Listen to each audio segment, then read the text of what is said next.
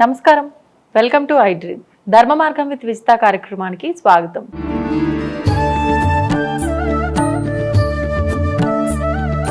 నమస్కారం గురుగారు. పరమేశ్వరార్పణం. గురుగారు, మొన్న మనం కలిసినప్పుడు మీరు ఒక మాట అన్నారు. మాట అనడం కాదు, నోటి నుంచి ఇంకా తిట్లు ఇలాంటి మాటలన్నీ విన్నా. అంటే ఒక రకంగా అట్లా మాట్లాడడం తప్పేమో, ఎందుకు ఇట్లా అంటున్నారు అనిపించింది. అంత మాట అన్నారు అంటే ఖచ్చితంగా దాని వెనకాల ఏదో జనాలకి తెలియాలి, ఇది వినట్లేదు, ఇలా చెప్తే వింటారేమో అనే ఉద్దేశంతో అన్నారేమో అని కూడా అనిపించింది. మరి అలా తీసుకుంటే తప్పలేదండి. అంటే రెండు రకాలుగా అనిపించింది. ఏం పని ఉండదా ఈయనకి, అంటే వాస్తవం మీరేమనుకోవద్దు, ఏం పని ఉండదా ఈయనకి, ఎప్పుడు చూసినా నాశనం అయిపోతారు, భ్రష్టు పట్టిపోతారు, అది ఇది అని చెప్పి అరుస్తారేంటి అని అయితే ఫస్ట్ తిట్టుకున్నా. ఓకే, తప్పలేదమ్మా. ఎందువల్లనంటే ఉద్యోగం వేరు, వ్యాపారం వేరు, వైదికం వేరు. మీరు వ్యాపారం చేశారనుకోండి, మీరు రూపాయికి 10 రూపాయలు ఆశించవచ్చు. ఉద్యోగం చేశారనుకోండి, అందులో ఎదుగుదల కోసం ఆశించవచ్చు. కానీ వైదికం అట్లా కాదు కదండి. వైదికం అనేటువంటిది మనం పుణ్యాన్ని ఆశించి చేయాలి. డబ్బును ఆశించో, ఇంకో హోదాను ఆశించో కదగా. ఆ పుణ్యం మనకు రాకపోయినా పర్లేదు, చేసిన దానివల్ల పాపం రాకూడదని ఆలోచన నాది. అందువల్ల ఇట్లా వద్దమ్మా వద్దని అంటే ఎవరు వినరు. కొంచెం తిట్టారనుకోండి గట్టిగా, ఎందుకు వచ్చింది తిట్టారు, పాడైపోతారని అంటున్నారు, దానికోసమైనా కాస్త మనం అనేటువంటి ఆలోచనలు జనాలకి వస్తాయని ఒక ఉద్దేశంలో కాస్త హర్షిగా అరవక తప్పదండి. మనకైనా కక్ష అదేం లేదు. మళ్ళీ ఇంతకీ విషయం ఏంటంటే, ఇప్పటి వరకు నిత్య దీపారాధన చేయటం వల్ల మంచి ఫలితాలు పొందుతారు, అసలు చేయటము ఒక మంచి మార్గాన్ని ఆచరించడం అని మాత్రమే చెప్తూ ఉంటారు. కానీ మీరు దీపారాధన చేసి జీవితాలు నాశనం చేసుకుంటున్నారు అని చెప్పి మీరు అన్నారు. దీపారాధన చేస్తే జీవితాలు ఎందుకు నాశనం అవుతాయండి? దాని గురించి వివరణ ఇవ్వండి. ఉద్దీప్యస్వజాతవేదోపఘ్నం నిరతిమ్మమ పశుగుశ్చ మహ్యమావహ జీవనంచ దిశో దశానుంది. అసలు దీపారాధన అంటే ఏంటమ్మా? వెలుతురు. వెలుతురు ద్వారా ఇంటికి మసిపెట్టడం మంచిదేనా? కాదు. వెలుతురు అనేటువంటిది మనతో పాటు అందరికీ కూడా సమస్థానంలో అందించగలగాలి, బ్యాలెన్స్డ్గా ఉండాలి. ఆ వెలుతురు జ్యోతిష్మతీం త్వా సాధయామి, జ్యోతిష్కృతం త్వా సాధయామి, జ్యోతిర్విదం త్వా సాధయామి, భాస్వతీం అని చెప్పి కొన్ని మంత్రాలు ఉంటాయి. ఇందులో సాజ్యం త్రివర్తి సంయుక్తం వన్యనా యోజితం ప్రియం గృహాణ మంగళం దీపం ఇవన్నీ ఉంటుంటాయి. ఈ దీపారాధన చేసేటువంటి విషయాల్లో కొన్ని పదాలు నాకు ఎక్కడ బాధేస్తుందంటే, దీపం పెట్టారా, దీపం ఎక్కడ పెడతారు? నెత్తి కింద పెడతారు. దీపారాధన చేశారా, దీపారాధన చెయ్యటం, దీపారాధన చెయ్యండి అనటం, మరి దీపం పెట్టారా, కొన్ని పదాలు మనం వాడకూడదమ్మా. పోతున్నాము, పోయాము, మరి నలుగురం కలిసి పోతాం, ఇలా కొన్ని ఉంటాయి. అవి నాకు నచ్చవు. దానివల్ల ఎలాంటి ఇబ్బందులు వస్తాయి అనేటువంటి విషయం మీకు తెలియకపోవచ్చు, మీకు ఆ మాట చిన్నది కావచ్చు, నాకు చాలా పెద్దది ఆ మాట. అలానే దీపం పెట్టారా, ఇటువంటివి దీపం పెట్టారా అనేటువంటి పదాలు వాడుతుంటే ఆ కరమే పడుతుంది మనకు. అలాగే నిత్య దీపారాధన విధంలో మనము ఆ దీపారాధన వెలిగించినప్పుడు అది 3 ఒత్తులు పెట్టారా, 2 ఒత్తులు పెట్టారా విషయం పక్కన పెడితే, ఇవాళ దీపారాధన మీరు చేస్తే ఇంతవరకు పైన పూజా స్టోర్ మందిరానికి ఉంటుంది పైన. ఇక్కడ దీపారాధన పెడితే పైన ఏమొస్తుంది? మసి వస్తుంది. ఎందుకు వస్తుందండి? మా ఇంటికి వచ్చి చూడండి, 3.5 సంవత్సరాలుగా ఒకే ప్లేస్లో దీపారాధన పెడుతున్నా, మసి ఎందుకు ఉంటుంది? మరి ఎందుకు వస్తుంది అంటారు గురువు గారు? వత్తి అనేటువంటిది మనకు ముత్యం అనేటువంటిది ఎంత చిన్నగా ఉంటుందో ఆ దీప కలకిలో ఆ ముత్య ప్రభావం ఉంటుంది. ఆ ఒత్తిని అనేటువంటిది అలా పెట్టి వెలిగిస్తే ఒత్తి నుంచి పొగ రాకూడదండి. ఎప్పుడు దీపారాధన చేసినప్పుడు పొగ వచ్చే సమయాలు కొన్ని ఉంటాయి, స్త్రీల నోములు ఉంటాయి. ఆ దీపారాధనలో అట్లకాడ కాల్చి ఆ మసి కాటిలాగా పెట్టుకోవాలి. కానీ విడిగా నిత్య దీపారాధన చేసేటువంటి పరిస్థితులలో ఒత్తి నుంచి పొరపాటు కూడా మీకు పొగ రాకూడదు. పొగ వచ్చింది అంటే ఆ ప్రాంతం మొత్తం కూడా మీకు మసి అయిపోతుంది. మసి అనేటువంటిది, నలుపు అనేటువంటిది, ఆ మసి ప్రభావం అనేటువంటిది నెగిటివ్కి చాలా దారితీస్తుంది. నెగిటివ్ని ఎక్కువగా నలుపు అనేటువంటిది, మసి అనేటువంటిది ఆకర్షిస్తుంది ఎక్కువగా. ఇప్పుడు కొన్ని పూజలకి తాంత్రికంలో నల్లటి అక్షతలు బొగ్గు బోర్డులో కలిపేసి వాడుతూ ఉంటారు. ఇట్లా అవునా అండి? ఇలా ఎప్పుడు కూడా కొన్ని పదార్థాలు మనం చేస్తున్నప్పుడు ఎప్పుడూ కూడా ఆ దీపారాధన చేసినప్పుడు దాని నుంచి మనకు రాకూడదు. ఇప్పుడు నా ఇంట్లో నేను దీపారాధన చేస్తే మీరు చూడండి, ఆ మంటకి తగిలితే తప్పితే నల్లబడదు. ఇది మా ఇంట్లో దీపారాధన చేసినప్పుడు అంత చిన్నగా ఒత్తి వెలిగించినప్పుడు ఆ లోపల ముత్యపు కాంతి ఉంటుందండి. మనకు ఆ ఒక్క ప్రధానంగా దాని నుంచి స్వామివారి యొక్క రూపం కనిపించగలగాలి. ఉద్దీపనము అంటే వెలగటం, ఆ వెలుగు దారి చూపించటం. విగ్రహానికి ముందుగా పెట్టినప్పుడు ఆ కాంతి నుంచి ఇలా రౌండ్ షేప్లో వస్తుంది.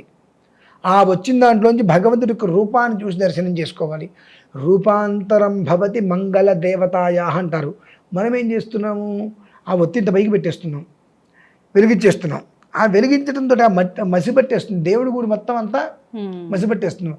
తుడిచిన పాపాన్ని పోవట్ల. మసి అనేటువంటిది పడితే ఒక గిన్నె కూడా పట్టడానికి పనికిరాదండి. మాకు కొన్ని ఇవి జరిగినప్పుడు మా ఇళ్ళలో మీరు ఎప్పుడైనా వచ్చి చూడండి, 99% టెంట్ హౌస్ నుంచి ఏమి తెప్పించారు. టెంట్ హౌస్ నుంచి ఏ పాత్ర ఎందువలన టెంట్ హౌస్లో పెట్టిన మొత్తం మసే ఉంటుంది. మసి ఉన్న గిన్నె ఎంగిలి అంటుతో సమానం. దాంట్లో ఇంకో పదార్థం వండకూడదు, పనికిరాదు. ఇంకొక పదార్థం వండడానికి పనికిరాదు మసి పడితే. ఆ మసి ఉంటుంది, వాళ్ళు అలానే తిప్పేస్తుంటారు, దాన్ని కడగరు. కడిగితే వాళ్ళకి అవేవో ఖర్చు అవుతాయని చెప్పి. కానీ ఆ పదార్థంలో ఉండేటువంటి పదార్థం దేనికి దేవుడికి నివేదన పెట్టకూడదు, మహాపరాధం. ఇవి ఉంటాయి. మసి పట్టింది ఏది పనికిరానప్పుడు అంత మసి నీకు ఎలా వస్తుంది ఇంట్లోంచి? ఎప్పుడైతే ఆ ఉద్దీపనం నుంచి నీకు పొగ రావటం మొదలుపెట్టిందో జ్యేష్ఠాదేవి ఆకర్షితురాలే వస్తుంది. ప్రధానంగా జ్యేష్ఠాదేవి ఎప్పుడైతే ఆకర్షితురాలే వచ్చిందో ఆ ఇంట్లో సుఖం, సంతోషం, సౌశీల్యం, సౌభాగ్యం 4 నాశనం అవుతాయి, 4 దెబ్బతింటాయి. మనిషి ఎలా ఉంటాడంటే అమ్మా, ఆలోచించే విధానం, మనస్సు, శరీరం, ఆత్మ 3 కలిపితే మనిషి. వీరు ఏం చేస్తారంటే సుఖం అనేటువంటిది ఎవరు అనుభవిస్తారు? మనుషులు. శరీరం అనుభవిస్తుంది సుఖం. సుఖం శరీరం అనుభవిస్తుంది, తృప్తి ఆత్మ అనుభవిస్తుంది, బాధ మనస్సు అనుభవిస్తుంది. 3కిట్లకి సంబంధం లేదు. కానీ ఇక్కడ మనిషి తాత్పర్యంగా ఎలా చేస్తున్నాడంటే సుఖం వస్తే శరీరం అనుభవించేస్తుంది ప్రశాంతంగా, అమ్మయ్య అని. తృప్తి అనేటువంటిది ఆత్మ వరకు చేరని పట్ల, అంటే తృప్తి అనేటువంటిది వస్తే హాయిగా ఉంటుంది జీవితం, ఆత్మ వరకు చేరని పట్ల. బాధ కేవలం ఇక్కడ మనస్సుకు వస్తే రకరకాలుగా ఆత్మని బాధ పెడుతున్నాడు, శరీరాన్ని క్షోభకు గురి చేస్తున్నాడు, మానసికంగా వచ్చేటువంటి బాధకు. కానీ సుఖాన్ని మాత్రం పంచలేకపోతున్నాడు, తృప్తిని ఇవ్వలేకపోతున్నాడు, బాధను మాత్రం పంచుతున్నాడు. సో దీనివల్లనే మనిషి జీవితానికి సౌఖ్యం లేకుండా పోతుంది. దేనికి ఏది అందించాలి? పూజ చేసేటువంటిది మనస్సు బాధపడేటువంటి నేనా, సుఖపడేటువంటి శరీరం ఉన్నటువంటి నేనా, తృప్తిని పొందలేటువంటి ఆత్మ ఉన్నటువంటి నేనా? నేను ఇందులో అంటే ఒక్కొక్క దాన్ని ఒక్కొక్క రకంగా చూస్తున్నాడు. 3 కలిపి చూడగలుగుతున్నాడా? ఆ 3 కలిపి చూడగలగటమే యోగం. అది వచ్చిన రోజు నాడు ఇది ఉంది అది పోయినటువంటి బాధ ఉండదు.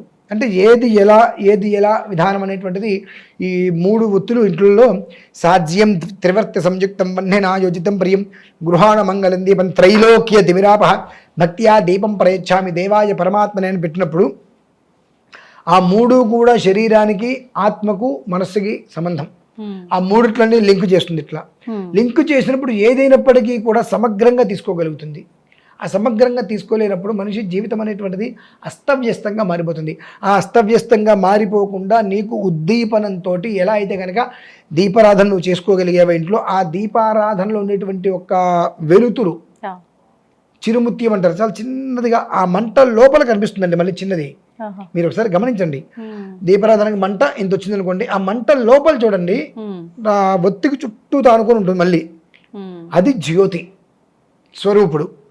అలా మీరు చేసుకోగలిగినప్పుడు ఈ 3 ఒకటిగా మీరు చూసుకోగలుగుతారు.